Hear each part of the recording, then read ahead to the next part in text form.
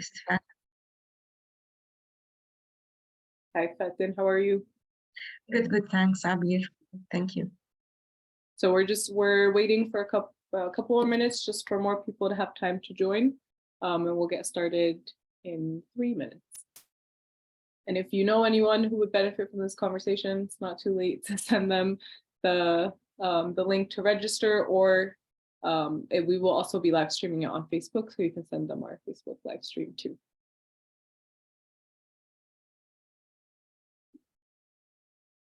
And again, if people want to use this time to just check in, ask questions, there's it's only January, but there's already a lot that has happened in Palestine too. So if we need the space to just talk about that and reflect, please use this time to do so.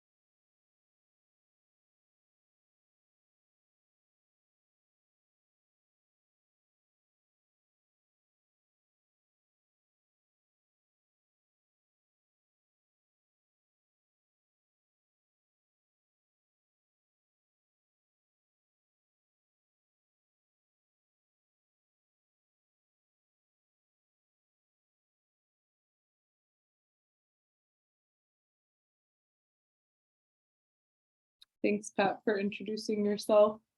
It's really cool that you got to go to Palestine. I still actually have not been to Palestine. It's on a life goals list to visit.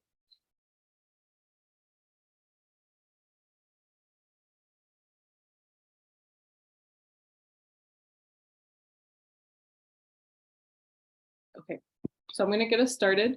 I'm gonna just give me 1 second to take us live on Facebook.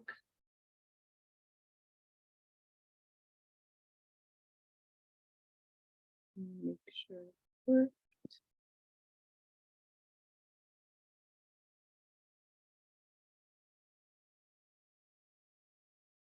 It's not good.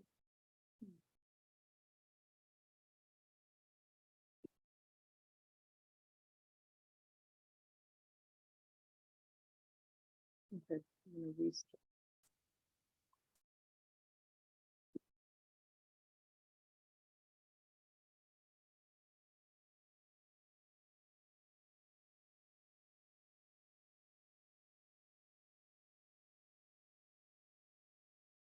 Okay, perfect. So we are live and we are recording. Hi, everyone.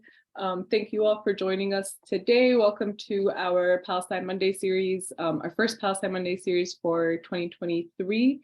And we figured we at PAC really wanted to create a space where we get to have a little recap and overview of everything that happened in 2022 in Palestine. 2022 was a difficult year for Palestinians on the ground and in the diaspora, especially for Palestinians on the ground, but we also saw a lot of inspiring resilience and resistance in 2022 that we also want to uplift in the spirit of Palestinian strength and unity.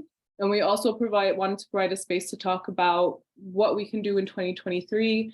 And although it's only been 23 days of 2023, that's also already been a tough month for Palestinians on the ground. And so we wanted to provide a space for us to be able to talk about that and engage in that conversation and really figure out what we can do moving forward in this year to best support Palestinians on the ground and in the diaspora. So we are very lucky and very honored to have our friend and colleague and someone I look up to a lot, Iman Abid, who is the Director of Advocacy and Organizing at the U.S. Campaign for Palestinian Rights, to lead us in this conversation and share just from the work that she is engaged in and USPR is engaged in, a little recap, and then what we can do also as we go on in this year to support. So I'm going to hand it off to you, Iman, to get us started. I just want to say, for anyone on Facebook Live, if you have any questions, please leave them on the comments, and I will look at both the Zoom chat and the Facebook Live chat towards the end. And if any of you have comments at any time, please put them in the chat and we'll get to them at the end. Great. Thank you, Abid, and hi, everyone. Very nice to meet so many of you, and it's so wonderful to be on this program with Abid. Just look up to her work and everything that PAC has been doing. So just grateful to be talking about some of that today, some of our collaborations, some of the work we've been doing with our partners last year and into this year. So my name is Iman. I am a Palestinian. I am currently based in DC. And just very excited to be talking to you all about some of the advocacy work we've been doing at the U.S. campaign. And for much of our work, of course, we've been doing alongside many of our partners. So we'll be touching on some of that work that happened last year, and then thinking about some of the work that's going to be proposed into this year. Got some exciting plans that we're just really excited to talk to people about. So to get us started, I'm going to actually share a slideshow here. I think we can see that. Oh, no, not yet. Let me see. Share screen.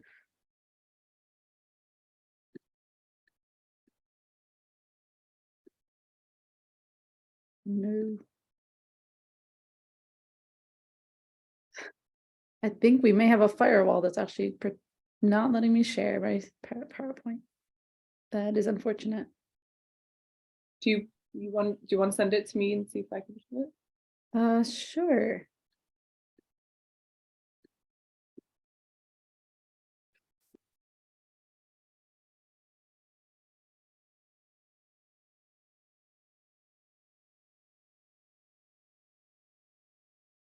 There we go.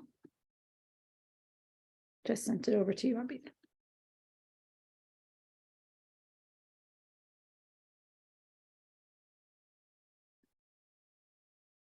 Thanks everyone for your patience. Who doesn't love technology issues?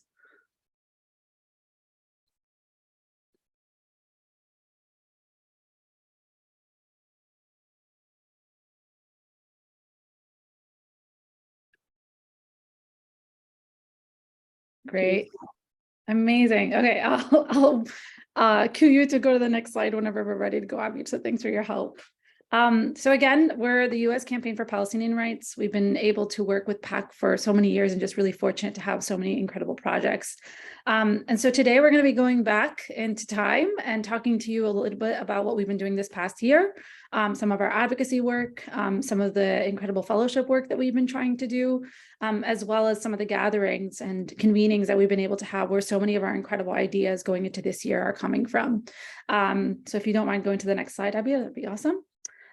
Just to kind of go through the agenda for today, appreciate the intro. We're going to go into our 22 highlights. We'll go into a little bit of the structure around how we're kind of positioned so that it makes a little bit more sense as to why we're engaging in certain programs and developing out certain campaigns. We're going to talk about 2023 plans. While many of us are kind of still trying to work out the little kinks here and there, we're just really excited to share with you what's about to happen leading into this year. And then hopefully at the end, we'll take some time to answer any questions to the best of my ability. We can go to the next slide and next one as well. So to start us off, early last year, unfortunately, Congress did work to introduce and pass HR 2748, which was known as the Israeli Relations Normalization Act. This was part of an expansion of the Abraham Accords under the Trump administration.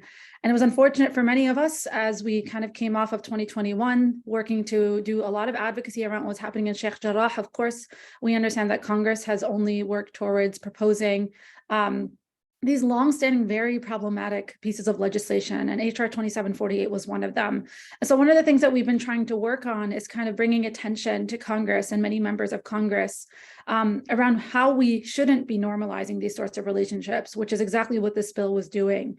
And so we started off very strongly kind of working towards addressing those issues with Congress. We got the chance in March of 2022 to hold a staffer briefing with key partners. We're very fortunate to get some supporters from like JVP and IMU kind of behind us and support us on that. And we got an opportunity to kind of talk about the dangers in which we felt, the language of this bill was pushing. Unfortunately, we understand that Congress, of course, is a huge factor and a huge player in the conversation and the direction we're all leading in the United States. We were not able to get much leverage on that, but of course we worked to do our best to bring attention to the harms of the bill, which we felt was extremely important, and we received much empathy from folks on the ground in Congress. So that was really great.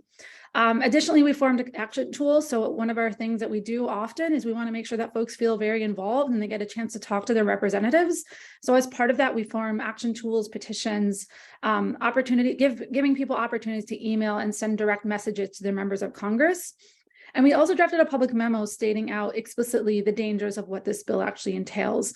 And we didn't want to, of course, stay quiet on the expansion of the Abraham Accords. As in the year prior, we had done our best to make sure that we brought attention to the fact that the Abraham Accords were extremely problematic.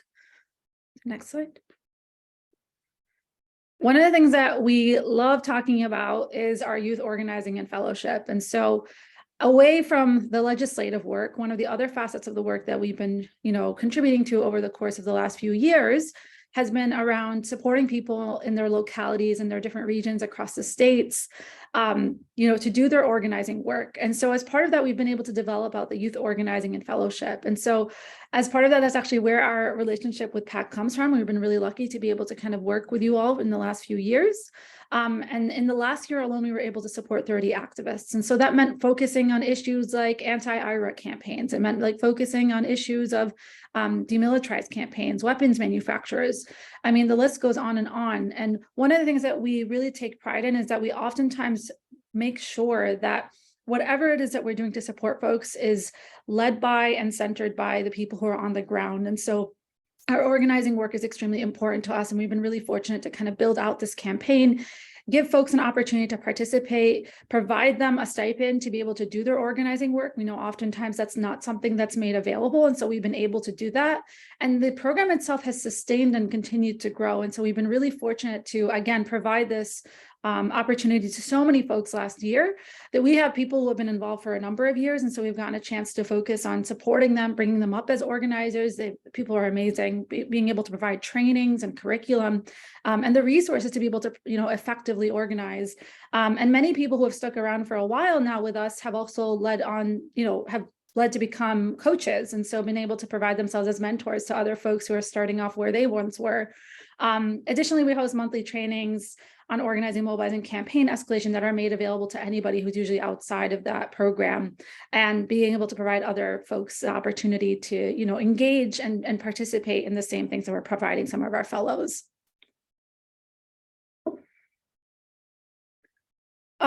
So unfortunately, of course, as we all know, and much of the news that we heard of last year, the village of Masafarieta was kind of central and prime to a lot of the news and updates that we were getting off of the ground in Palestine.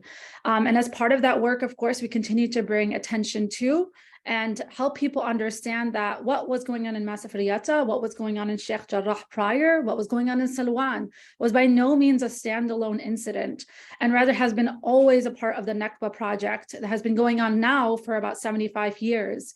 And so as part of that, we've been working together to convene folks both on the ground in Palestine as well as across the United States to be able to coordinate efforts between the US and Palestine, to bring attention to what's been going on, to lift the stories of what's been happening on the ground in Masafarieta and the towns nearby, and make sure that people are really well aware of it. And as many of you know, actually what had happened specifically in Masafarieta was part of a court proceeding, I believe, that had lasted about a court case that had lasted about 20 years. And the residents, over 1,000 people in the village, were actually given a court letter demanding that they either leave or that their homes would be demolished. And so, of course, as it being actually one of the largest mass expulsions since the start of the Nakba, we knew we needed to raise awareness in a new way, that this was something that, while it wasn't unprecedented, was extremely maddening and extremely harmful to the region. And so we again continue to do that. And oftentimes, actually, we at USCPR will convene folks. So whether it's around certain situations like this, where escalation happens, where moments of crises are popping up, we oftentimes are also leading folks in different spaces to try to convene, to try to center grassroots demands, to try to bring attention to policy folks and figure out ways in which we can coordinate and actually really leverage the movement. And we've been really fortunate to have so many folks who have worked with us day in, day out.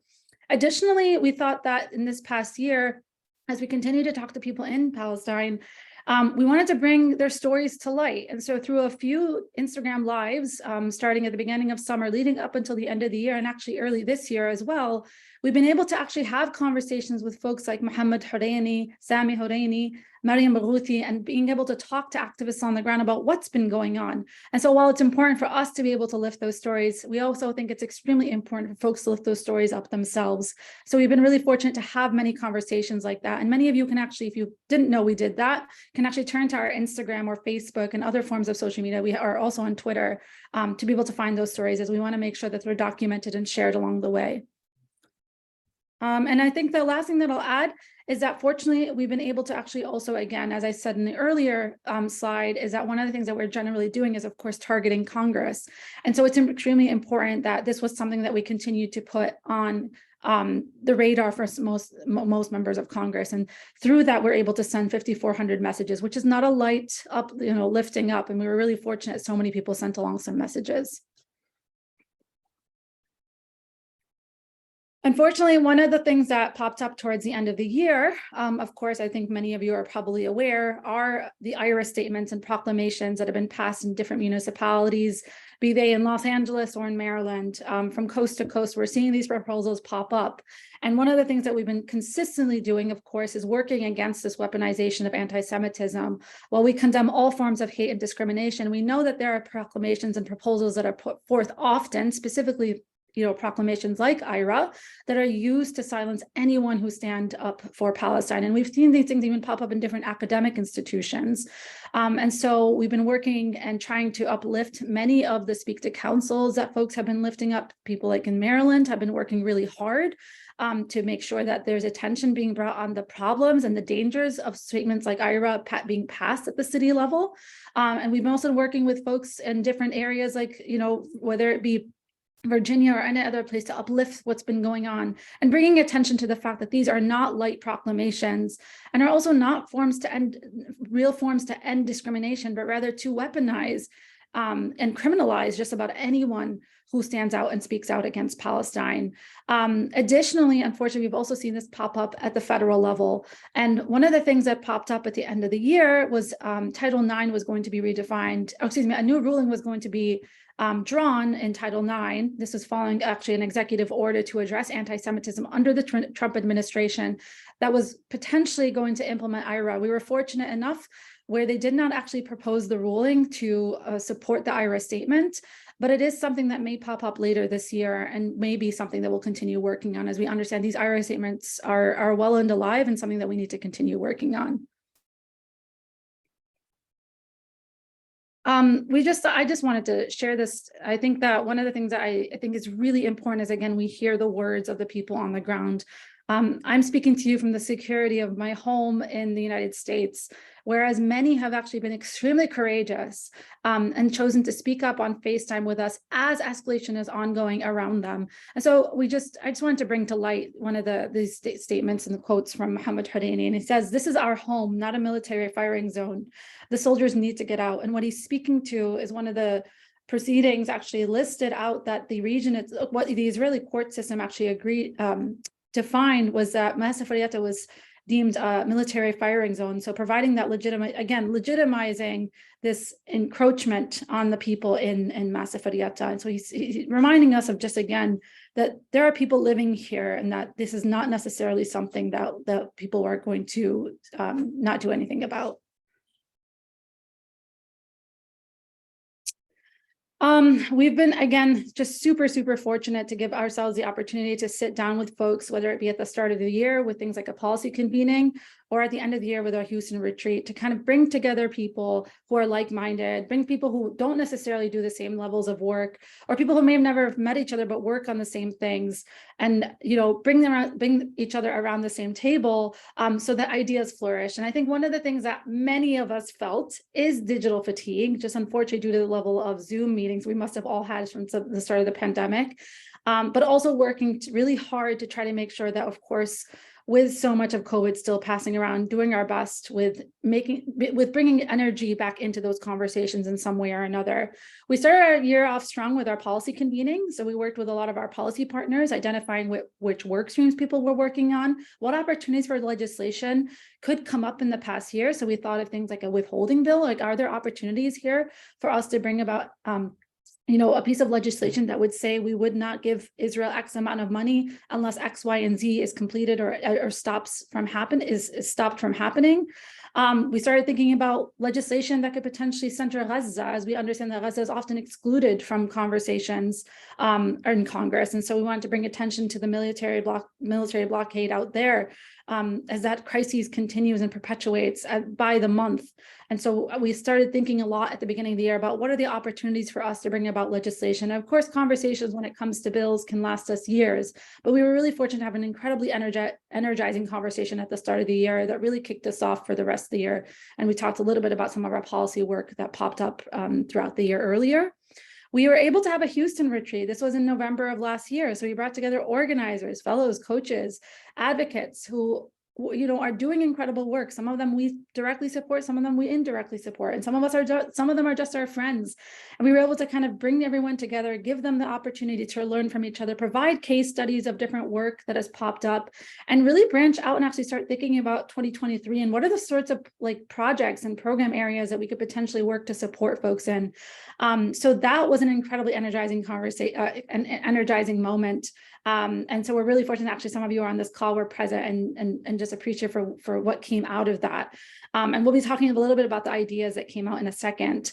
Additionally, we also worked with through our Invest in Justice network. And so that's our partners network. We get a chance to actually convene many of our NGO partners with our grassroots partners, and giving people the opportunity to kind of, again, hear from each other, learn from each other, and identify ways in which we can support one another, despite the fact that maybe our bases and our tactics are slightly different.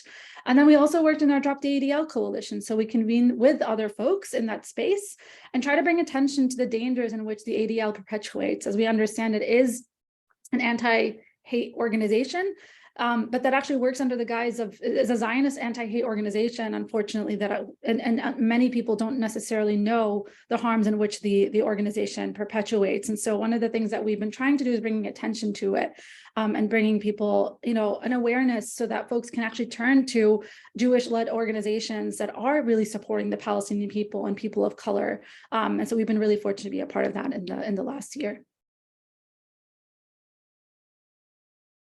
This is one of our testimonials from the Houston retreat. I don't necessarily think I want to read the entire quote, but feel free to read it as I'm speaking. Again, one of the things that we really want to bring attention to is just our culture. And so many of these spaces as a Palestinian, I can say that our culture, our food, our language is so dominant. And so we've been really fortunate to share it with so many of our friends and allies who have been in these spaces together. So you can actually see in this photo that they're doing, they're rolling stuffed grape leaves, warak tawali. And so it's really nice to be able to get the chance to do that while being in the midst of organizing and having these incredible conversations. After all, we do need to find ways to continue uplifting ourselves in the midst of such dreary news that we hear about every single day. So we can move into our 2023 plans. So fortunately, we've been able to support ourselves in developing a national conference this year. We're really excited about that. Stay tuned for the date and location. We're really excited for folks to be able to attend, and we're working out the kinks of that. So just really excited to be able to share that with all of you. We're also launching our grassroots organizing support hub. So we've been able to, again, fortunately support folks in the past few years, but we've thought about ourselves as a really great hub for folks to kind of come to and figure out ways in which we can really support people. We've been thinking about it in 3 streams. The first, of course, is our fellowship. So we want to continue working and providing these opportunities for fellows to support them in their local campaigns, give them a opportunity to trainings, to have different workshops that could really help people kind of understand even more so around what organizing really entails. And shout out to Muna, our fellow member with PAC. We're just really excited to be able to work with Muna on so many incredible things. We want to be able to actually develop out strategy support groups. So things like, boycotting Boeing is a campaign in and of itself. And so we really want to provide an opportunity as a convener to, again, provide that space and provide that opportunity to strategize amongst like-minded partners. And the list goes on, of course. We want to work towards rejecting IRA. We want to work towards ending the deadly exchange program, continue to provide base building local retreats where folks can actually continue to learn from each other and provide themselves these opportunities to continue moving their campaigns along. And then lastly, we want to offer pub-wide trainings and convenings. So we want to be able to, provide actions and resources to folks who are really interested in supporting us. We want to provide trainings on whether it's organizing in certain spaces, whether it's holding protests, or if it's even providing creating a speak to council event of some sorts. We want to be able to do our best to support folks left and right in whatever way we can. And we're really fortunate to also, again, as we did in the Houston, as I mentioned, for our Houston convening, we are also looking to host an in-person retreat later this year, and we're really excited to kind of do that with a number of folks. So we're really hoping that folks lean on us and work with us to get this support, because we really want to make sure that the support itself is shaped by the people who need it. And additionally, we really want to provide a fund for research and mobilization as part of, again, our ongoing work. We've been able to do that. So we've just been really fortunate to kind of relaunch ourselves through this grassroots organizing support hub. We are, again, always looking for ways to revamp and re-energize ourselves when it comes to targeting Congress. And one of the things that we consistently have to remind ourselves is that we're working against these pieces of legislation. As I mentioned, anti-normalization is one of them. Like bills that are generally really, really not centered in the human rights and the right of return of Palestinians. And so we understand that there's no way to reform or build a relationship here as in a matter of a bill. And so one of the things that we're starting to really recognize and have always recognized, this is why the US campaign actually exists, is because we know that in order to actually achieve liberation and to to end the expulsions, to end these settlements, is to actually end the United States military funding to Israel. And so we're launching this year our Ending Military Funding campaign, which will target Congress's spending on Israel and ending all forms of military funding. That may look like a bill, that may look like organizing. We're still working out all of that, but we're really excited to be kind of launching out this campaign to figure out, again, how can we land ourselves and center this vision so we understand that we're working towards ending all forms of military funding and we're accepting nothing less. Additionally, we really want to work towards holding weapons manufacturers and corporations accountable, as we know that they are a huge part and very important to Congress when it comes to uplifting these bills that have only worked towards expanding the militarization. And then we also want to work with key candidates to push these sorts of really radical incredibly beautiful and radical political platforms to integrate Palestine as this key issue. Go next. And then one of the things that we've been able to branch out into is actually doing political work. And so we're really excited to kind of, again, share out our C4 work, as that is, again, in the works, but we're really excited to kind of work towards branching ourselves out and being able to do this electoral work, as we understand that that's a whole facet of work that we haven't been able to participate in, that we really look forward to participating in the near future. Additionally, we're looking forward to launching our military funding map. Is actually made available on our website right now, but we're looking to revamp it, make sure that people are aware of how much money is really being spent municipality by municipality, so that people are well aware of what where their tax dollars are going. And so we're really fortunate that our comms director is working really hard and trying to get that set up and ready to go. And that data will be made available to folks online later this year.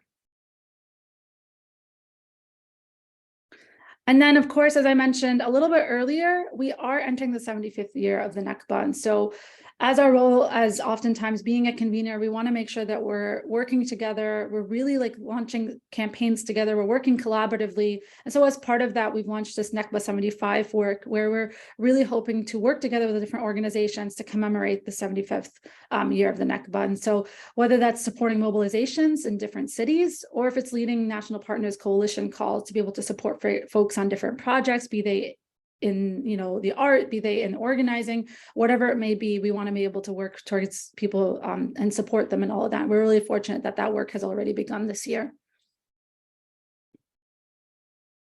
And with that, I think I'll end my presentation and provide folks an opportunity to ask any questions if they have any. Thanks so much, Iman, for that really great overview and kind of centering. Also, I'm really appreciative about it is of what we can do too. And I think a lot of times we're having conversations of, what is our role in the diaspora, for those of us who are in the diaspora, what is our role, what can we do? And so a lot of the campaigns and work that you all, the US campaign, do helps us feel like there is something that we can engage in. I have a lot of questions I wanted to see. Also, I also want to shout out Muna. Muna's been great to work with so far, and I'm really excited for Muna to learn more of the resources and engage more of the resources that you have.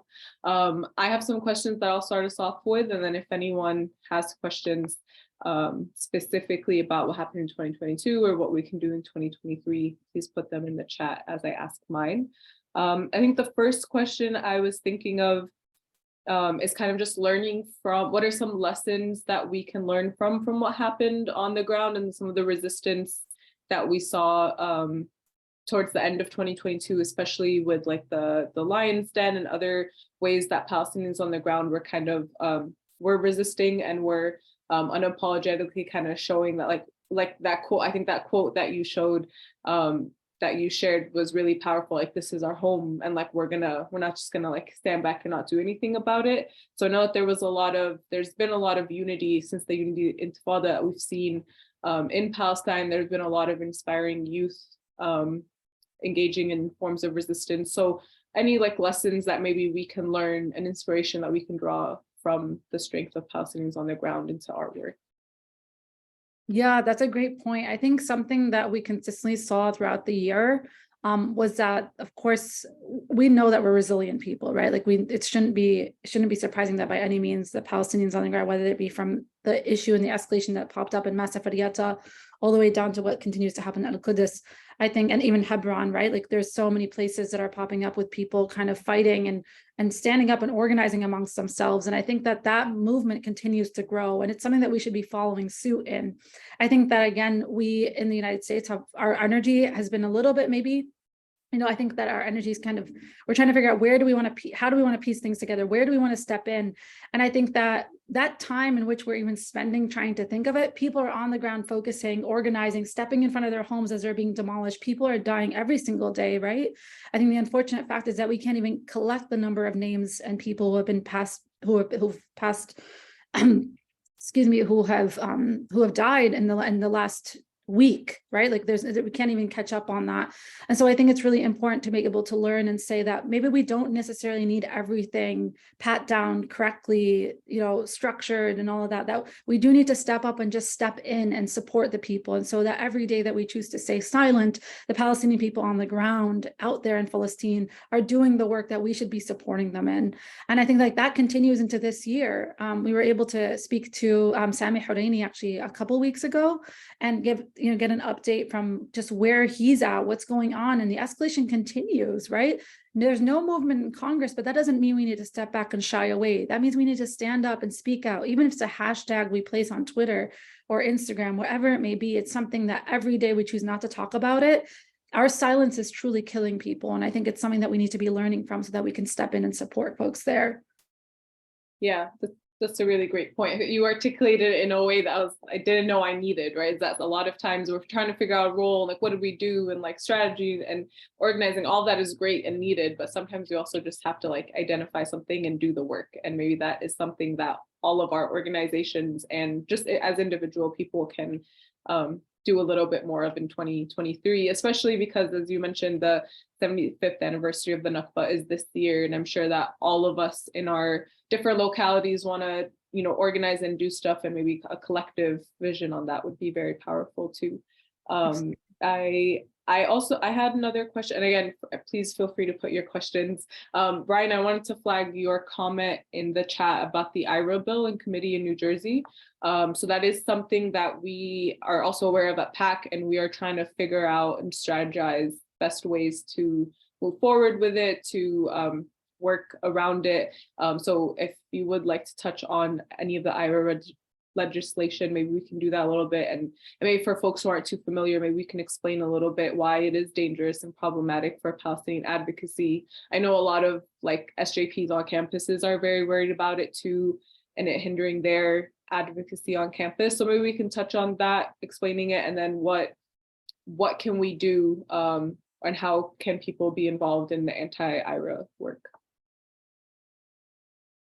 Yeah, I'm sorry. So just to clarify, you would like to talk about the IRA work more so? Yeah, maybe just explaining it a little bit just in detail for people who aren't as familiar, and maybe some examples of what people have done so far. And we at PAC are working on it. So if anyone is interested, if you're specifically in New Jersey, you can also connect with me and we could talk about it, but maybe just an overview.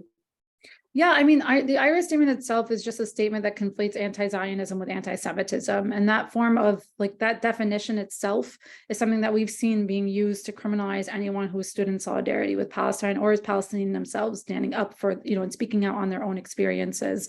And so it conflates and actually issues that any sort of criticism for Israel is this form of anti-Semitism. And for us, it's not just, I don't want to overlook the fact that this is a First Amendment issue, right? But we also understand this is a humanities issue, that we should be able to speak out against an oppressive regime that is used to harm us, that is used to harm others. And I think that that's something that we're really working towards trying to address to people who are either in city councils, address to folks, for instance, as we talked about earlier, the Office of Civil Rights, we're academic institutions. There are a number of groups like SJP, even, what is it? I wanted to say the Berkeley Law Student Organization is out there doing this work, but so many organizations, right, stepping up and speaking out against these sorts of statements. And so I think that they're actually forming and popping up, of course, as this form of addressing anti-Semitism.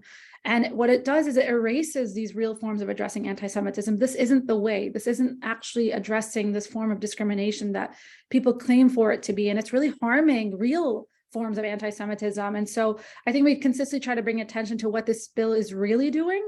And it's not doing what people think it's doing. And so unfortunately, we're seeing it being passed and there isn't enough awareness, or rather, the influence isn't there yet. And so people are drawing attention by providing, creating speak to council movements. So inviting folks in the region or a community to speak as constituents in front of their city council representatives, in front of their state legislators, wherever this is popping up. Again, Maryland is actually a really great example, not too far from New Jersey, right? Is bringing attention to this as a means of reminding people that the Palestinian community is going to be harmed by this dramatically. And they're a community that's extremely important to also be listening to, that this is a form of anti-Palestinian racism, and centering all of that in it, right? I think that rather than working against something, we also want to remind folks what it is. And it's another form of discrimination that's being drawn up and implemented.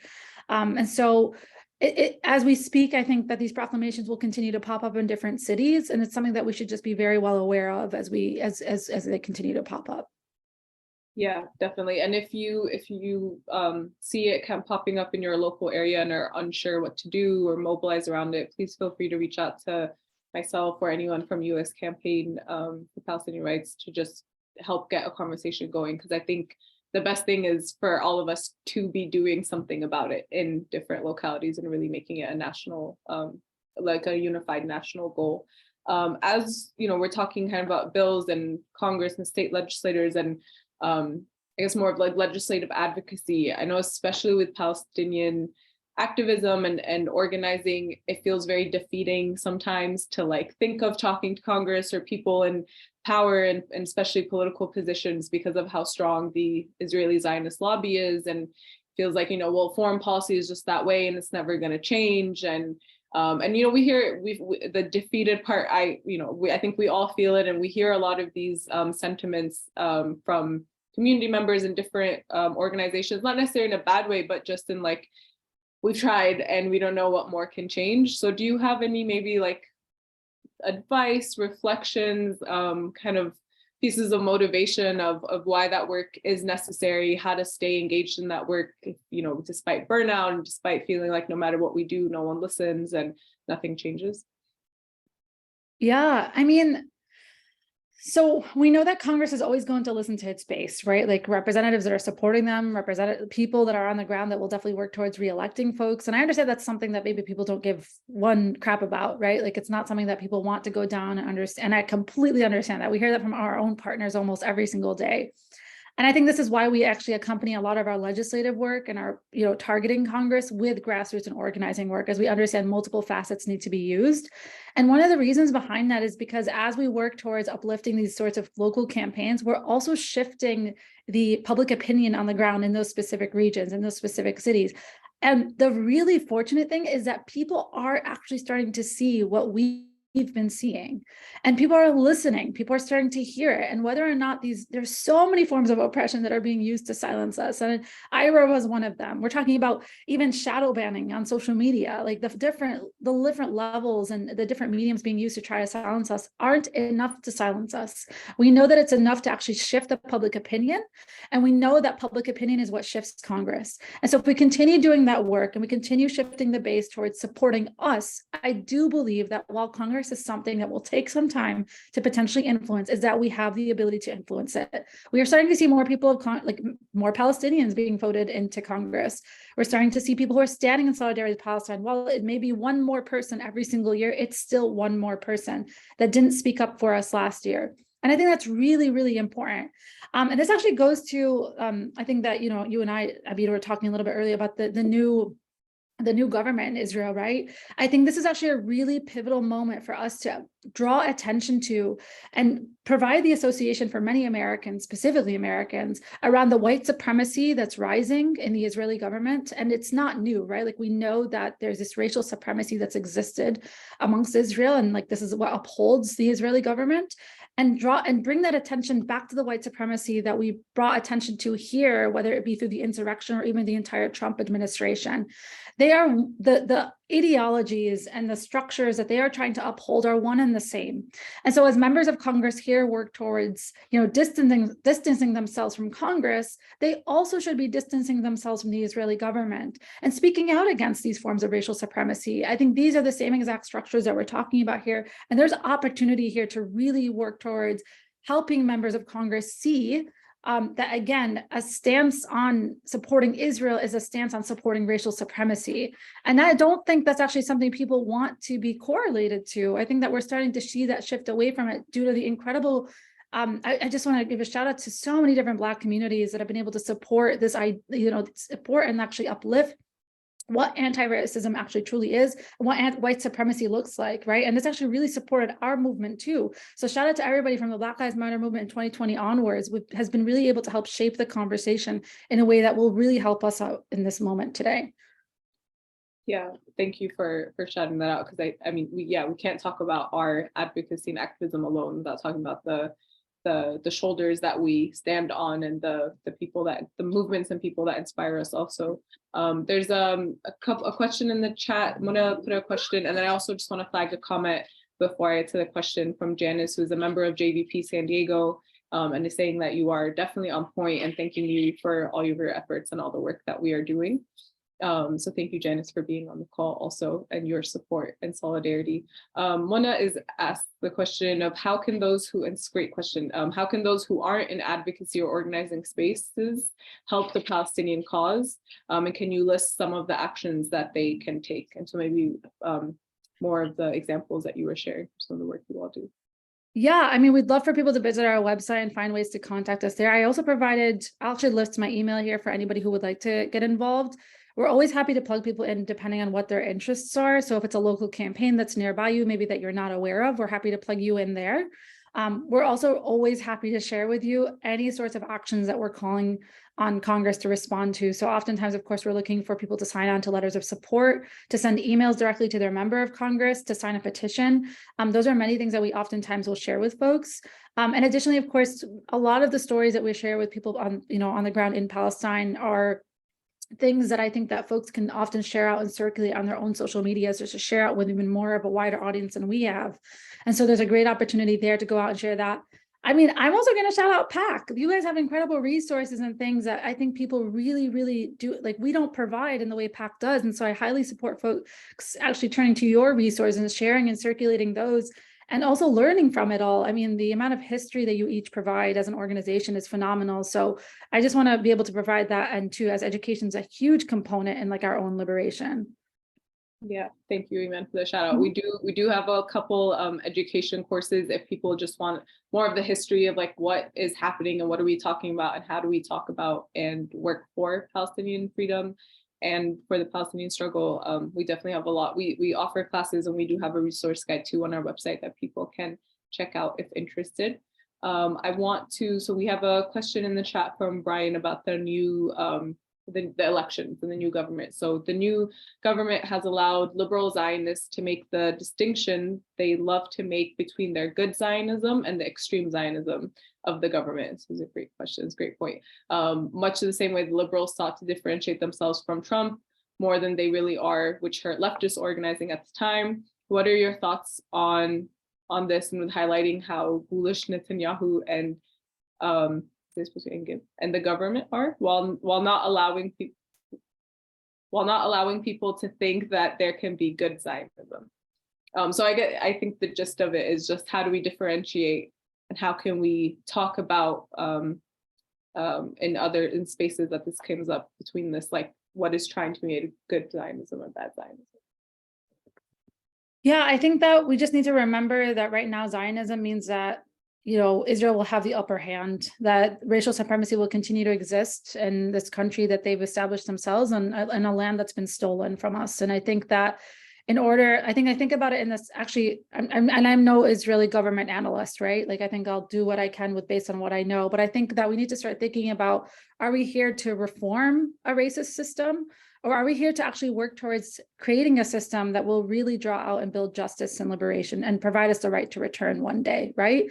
I think that's something that we need to think about. And whether or not that, you know, we take the stance that there is no necessarily good form of Zionism, that Zionism is Zionism. And I think that's something that is really important for us to recognize, in the same way as, although there are Democrats who have distanced themselves from Donald Trump, have also still stood on the wrong side of things, right? They may have distanced themselves from Trump, but have still supported the expansion of policing.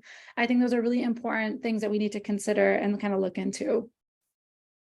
Yeah, thank you for that. I think that's a great way to I mean, and this is kind of the liberalization and the progressiveness of like our time and certain movements, is that that intersectionality sometimes is lost.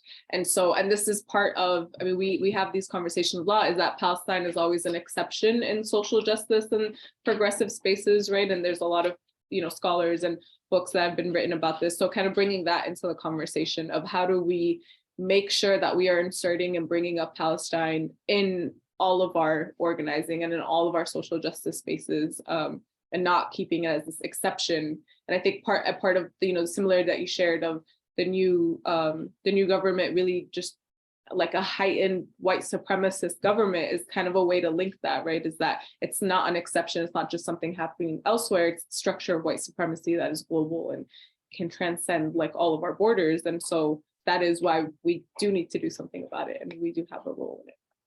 Yeah. I want to give some time. Those are all of my questions. I want to give a couple seconds if anyone has any last questions to put in the chat. And Iman, if you have any concluding remarks or closing remarks that you'd like to share with us. No, I mean, I think that, again, I really love this question, Abby, that you had about kind of focusing back on what we saw in Palestine last year and what is to come. And I think that, again, the organizing is happening on the ground in Palestine. People are stepping up and showing up for themselves. And we're there at the end over there, of course, they're dealing with not the possibility of even being just imprisoned, but killed doing that sort of work, and, you know, preventing these homes from being demolished, protecting their land. And so I just really hope that we can start working towards remembering that every single day in the work that we're trying to do. And when we're afraid to speak up, when we're not so sure of whether or not we should say something, I think we need to remind ourselves of the people who are in Palestine doing this work. And so I really hope that we kind of take their lead, we step in, and we know that let them know that we got their backs. One of the things that we always ask people at the end of most of our conversations we've had with them on the ground, activists on the ground in Palestine, is what do you need from us? And despite all the, jaded perceptions of Congress and all that, people know that Congress must be targeted. And so oftentimes what they'll say is bring attention to Congress, contact your members of Congress. And I ask I kind of laugh sometimes. I'm like, dang, like I wish that Congress wasn't a top of mind for these people, but it is, because they know that this is where the largest this is the largest blank check gets sent from this country to Israel. And if we can't work towards ending that, or if we even remove that from our advocacy, I think we're missing a really big opportunity here to actually end the occupation. So I think just reminding folks of that, I really do encourage people. I'll post my email in the chat here for anybody who wants to follow up. But if you're interested, please definitely follow up with us. And we're happy to connect you as things pop up throughout the year. And we really hope that you can plug into a lot of the campaigns that we've got developed out this year. And maybe we'll see you at the conference later this year as well. Yeah, I'm really excited to hear more about that conference. I think if there are no other questions, I just want to give a huge thank you to Iman and for all of the work that you do, for what everyone does at U.S. Campaign for Palestinian Rights, and just for taking the time and having this conversation with us. I think this is a great way to kind of start and kick off our 2023 Palestine Monday series. And we touched on a lot of stuff that we also want to work on unpack. And I encourage you all to sign up for our listserv also, and just for ours and for US campaigns, and just stay plugged in. There's a lot that organizations are doing, and sometimes that you feel like you don't know what to do or feels defeating, but just kind of starting to get plugged in slowly makes a really big difference. So thank you, Iman. Thank you everyone for spending last hour with us having this conversation. And hopefully we'll see you at our other virtual and in-person events. Thanks so much, Abir. Bye, everyone. Thank you. Bye.